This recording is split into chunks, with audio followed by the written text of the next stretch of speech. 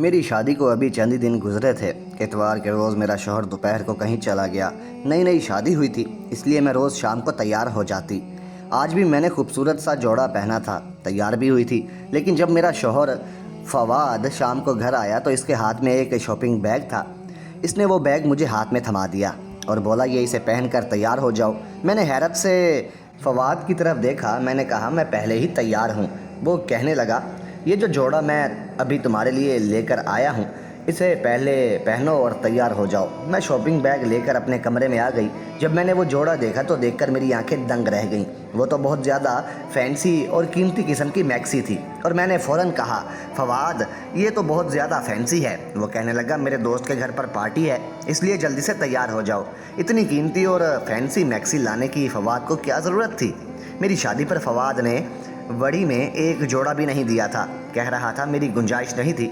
और अब बहरहाल मैंने वो मैक्सी पहन ली। वैसे भी मैं खूबसूरत किस्म की लड़की थी और इस मैक्सी ने तो मेरे हुस्न को 4 चांद लगा दिए थे। मैंने मेकअप का टच देने के बाद अपने बालों को जोड़ा और फवाद मेरे कमरे में आ गए। मेरे करीब आकर मुझे सबसे पहले देखने लगे, फिर कहने लगे, बाकी सब तो ठीक है, अपने बाल खुले रहने दो, होश रूबाल लगोगी। और इनकी तारीफ़ पर मैं बिल्कुल खुश हो गई। मैंने बालों को खोलकर ब्रश किया, अलमारी में से बड़ी सी चादर निकालने लगी ताकि कुछ खुद को लपेट सकूं। ये देखकर फवाद ने मुझे फ़ौरन से टोक दिया। कहने लगे, ये क्या कर रही हो तुम? कीमती मैक्सी का सारा लुक ख़राब हो जाएगा। मैंने कहा, फवाद मैं यूँ तो बाहर नहीं जा सकती, आप खुद देखें, मैक्सी काफ़ी तंग है और चुस्त भी है। इसका दुपट्टा भी नेट का है, जिसे लेना ना लेना बराबर है। तो फवाद कहने लगा, मेरा दोस्त अपनी गाड़ी और ड्राइवर भेज रहा है, तुम्हें घबराने की ज़रूरत नहीं है। कुछ ही देर में फवाद के नंबर पर किसी की कॉल आई। वो कहने लगा, हाँ हम लोग तैयार हैं। फिर मुझसे कहने लगा, चलो ड्राइवर आ गया है। फवाद एक मुतवस्सत घराने से ताल्लुक़ रखता था और मेरा ताल्लुक़ भी ऐसे ही घराने से था। मैं जानती थी कि मेरा शौहर कोई लैंडलॉर्ड नहीं है और फवाद के पास गाड़ी नहीं थी, बस एक फटी पुरानी मोटरसाइकिल थी और घर भी छोटा सा था। शादी की रात इसने मुझसे कह दिया था कि इसकी तनख्वाह बस इतनी है कि महीना पहले और तनख्वाह बाद में ख़त्म होती है। मैंने भी कोई एतराज़ नहीं किया। शादी के इन 8 दिनों में मैं फवाद से कोई भी फरमाइश नहीं की थी। वो अकेले रहते थे और छोटा सा हमारा फ्लैट था। मैंने शादी के अगले ही दिन घर संभाल लिया था। फवाद मुझसे कहता था कि शादी के बहुत खर्चे हो गए हैं, इसलिए मैंने वरी के जोड़े नहीं दिए। चलो कुछ दिन ऐसे ही गुजारना पड़े। इसी पर मुझे हैरत थी, गुंजाइश नहीं थी। मैक्सी लाने की क्या ज़रूरत थी, वो भी बस एक दावत पर जाने के लिए। मेरे जहेज़ का सूटों में काफ़ी फैंसी और अच्छे सूट मौजूद थे। मैं इनमें से भी कुछ पहन सकती थी, लेकिन वो एक कीमती मैक्सी मेरे लिए लाया है।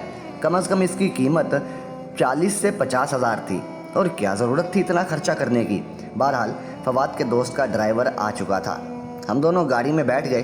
गाड़ी खूबसूरत इलाके के बड़े से बंगले के सामने खड़ी हो गई और हारन देते ही फ़ौरन से चौकीदार ने दरवाज़ा खोला और पार्किंग एरिया में इस वक्त 3 गाड़ियां पहले से मौजूद थी और चौथी हमारी साइड पर एक बागीचा भी था, जहां पर दावत के हिसाब से लाइटिंग वगैरह नहीं थी।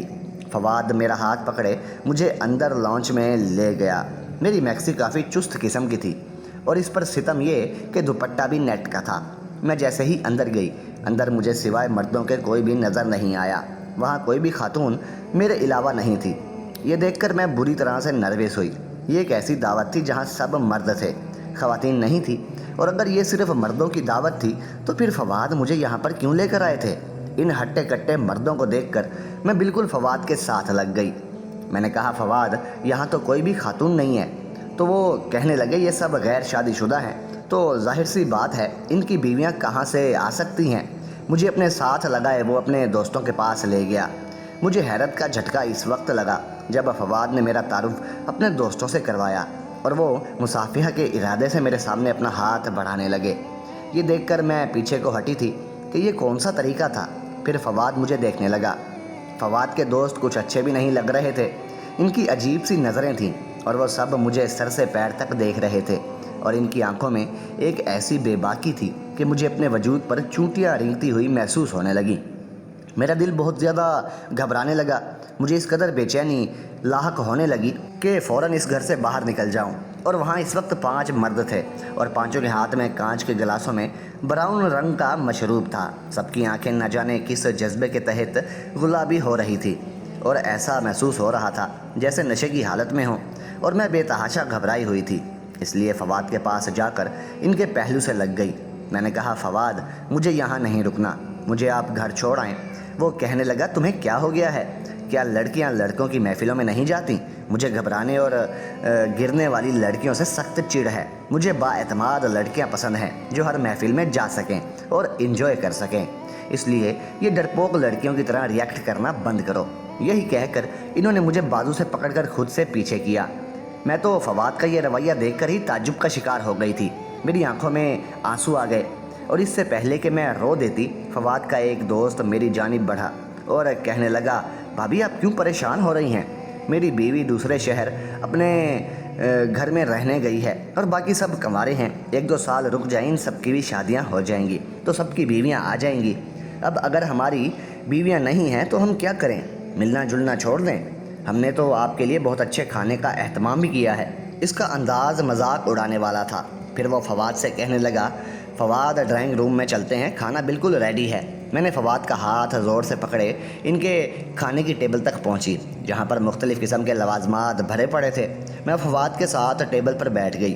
فواد کا جو دوست میزبان تھا وہ میری پلیٹ میں مختلف قسم کی ڈشیں ڈالنے لگا اور کہہ رہا تھا کہ بھابھی یہ کھا کر دیکھیں، وہ بھی کھا کر دیکھیں، اور کھانا واقعی بہت لذیذ تھا اور مجھے بھوک بھی لگی تھی۔ لیکن عجیب بات تھی، جیسے جیسے میں کھانا کھا رہی تھی میری آنکھیں بند ہوتی جا رہی تھیں، لیکن میں اپنا ہاتھ بھی نہیں روک پا رہی تھی۔ کھانے کی لذت ہی کچھ ایسی تھی، کھانا کھاتے کھاتے مجھے لگا میں یہیں پر سو جاؤں گی۔ میں نے خمار آلود نظروں سے فواد کی طرف دیکھا جو اس وقت مجھے ایک کے بجائے 4 نظر آ رہا تھا۔ میں نے کہا فواد مجھے گھر لے کر چلو، مجھے نیند آ رہی ہے۔ وہ کہنے لگا ہاں چلو۔ یہ کہہ کر جیسے ہی میں اپنی کرسی سے کھڑی ہوئی، لڑکھڑاتے ہوئے میں فواد کی باہوں میں گر گئی۔ بس 1 منٹ لگا تھا مجھے اپنے ہوش سے غافل ہوتے ہوئے۔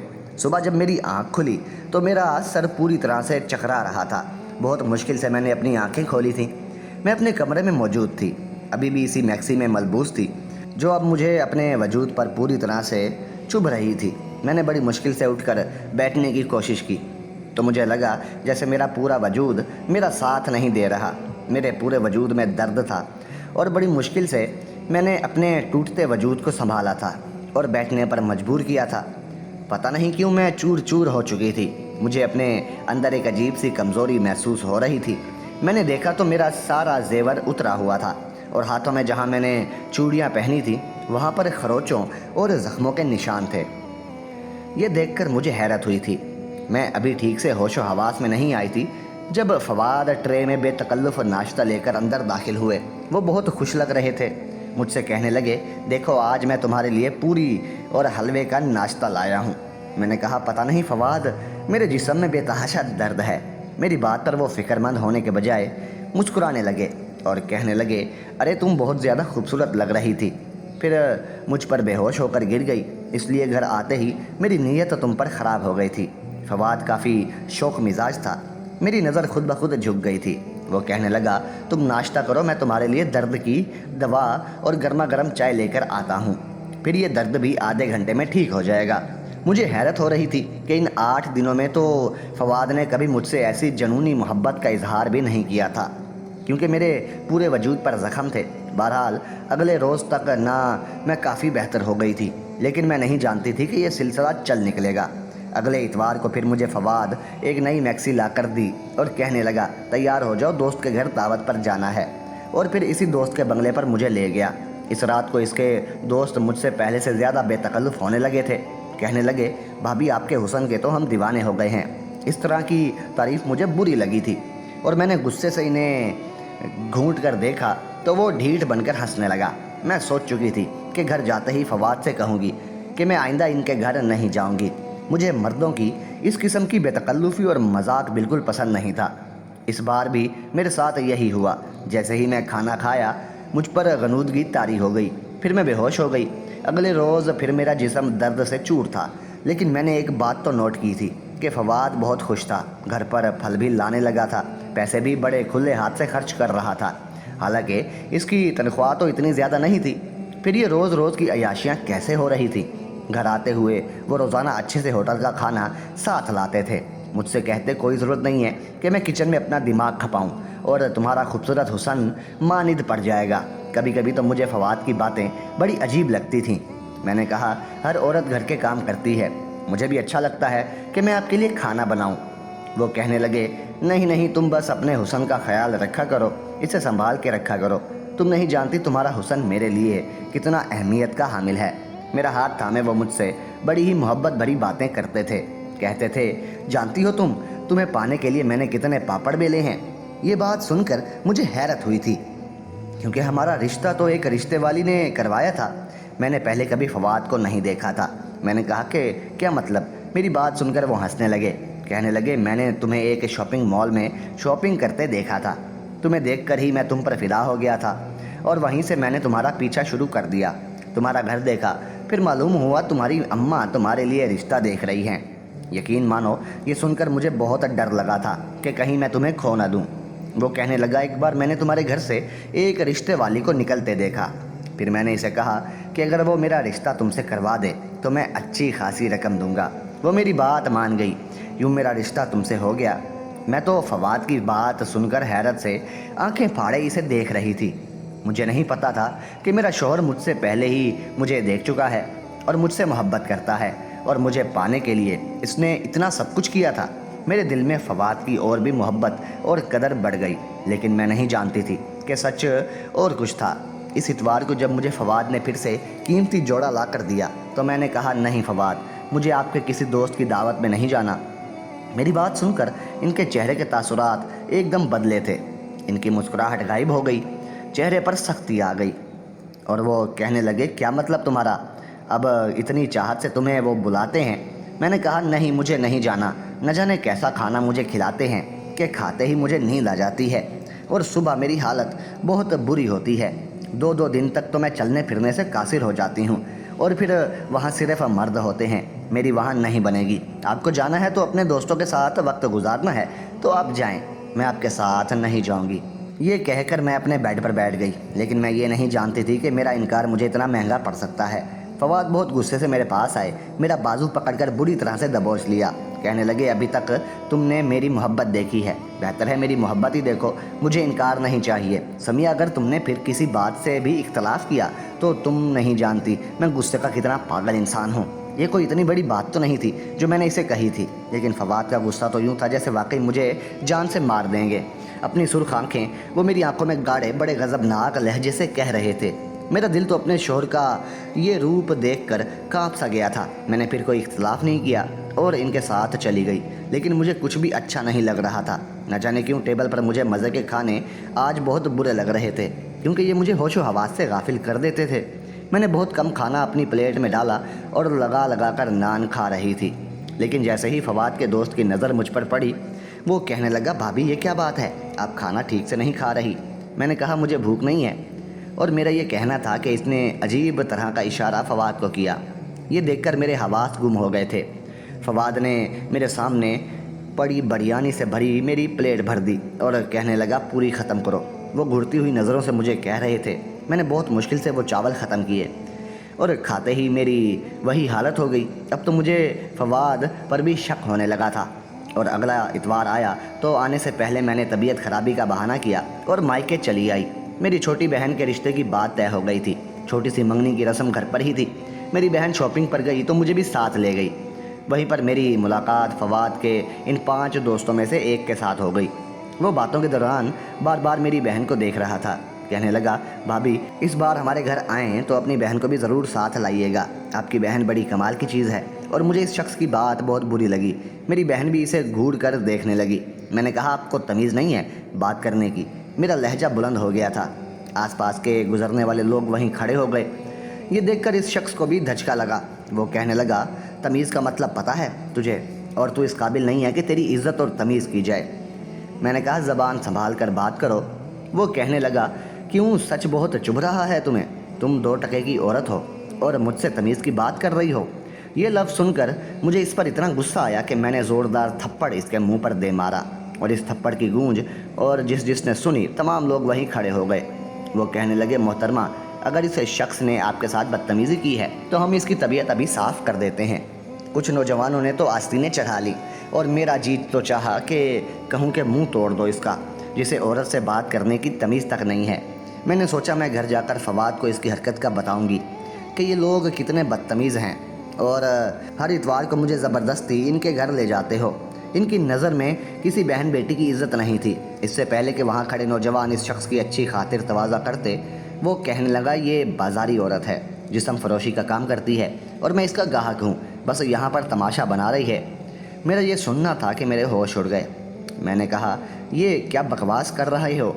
وہ یہ سن کر کہنے لگا تم اتوار کو ہمارے گھر میں آتی ہو، ہمارے بنگلے پر، جبکہ تم جانتی ہو کہ وہاں تمہارے علاوہ کوئی عورت نہیں ہوتی۔ اس کے بعد جو بات اس شخص نے مجھ سے کہی، پہلے تو میرا دماغ چکرا کر رہ گیا تھا۔ وہ کہنے لگا میری بات پر یقین نہ ہو تو اس بار آنا اتوار کو ہمارے گھر، تمہیں میں اچھے سے سبق سکھاؤں گا، تمہیں میں تمہاری صحیح اوقات دکھاؤں گا کہ تم کیا ہو۔ میری بہن میری شکل دیکھ رہی تھی اور میں یوں تھی جیسے پتھر کا مجسمہ، میں بت بن چکی تھی۔ بہت سے لوگ مجھے عجیب سی نظروں سے دیکھتے ہوئے وہاں سے چلے گئے اور وہ شخص غصے سے پھٹ پڑا، مجھے گھورتا ہوا وہاں سے چلا گیا۔ میری بہن نے میرا ہاتھ پکڑا اور مجھے گھسیٹتے ہوئے بازار سے باہر لے گئی۔ پھر کہنے لگی آپی یہ سب کیا تھا؟ میں نے کوئی جواب نہیں دیا۔ میرا تو دماغ چکرا رہا تھا، میرا جی اتنا گھبرا رہا تھا جیسے ابھی میرے دل کو کچھ ہو جائے گا اور وہ پھٹ جائے گا۔ مجھ پر عجیب سی کیفیت طاری ہونے لگی۔ میری بہن یہ حالت دیکھ کر مجھے مائکے لے گئی، لیکن مجھے وہاں بھی سکون نہیں آ رہا تھا۔ میں نے فواد سے کہا اور میں اپنے گھر چلی گئی۔ اور صبح موڈ فواد کا بھی بہت خراب تھا۔ وہ کہنے لگا اپنی ماں کے گھر رہنا ہو تو تم ورکنگ ڈے میں جا کر رہنا، ایک اتوار کی تو چھٹی ہوتی ہے میری، وہ بھی تم برباد کر دیتی ہو۔ میں نے کوئی جواب نہیں دیا کیونکہ میں کچھ بھی کہتی تو وہ غصے میں اور بھڑکتا۔ اس بار جب وہ اپنے دوستوں کے گھر لے کر آیا تو اس وقت اس کا وہ دوست وہاں پر موجود نہیں تھا جس سے میری ملاقات بازار میں ہوئی تھی۔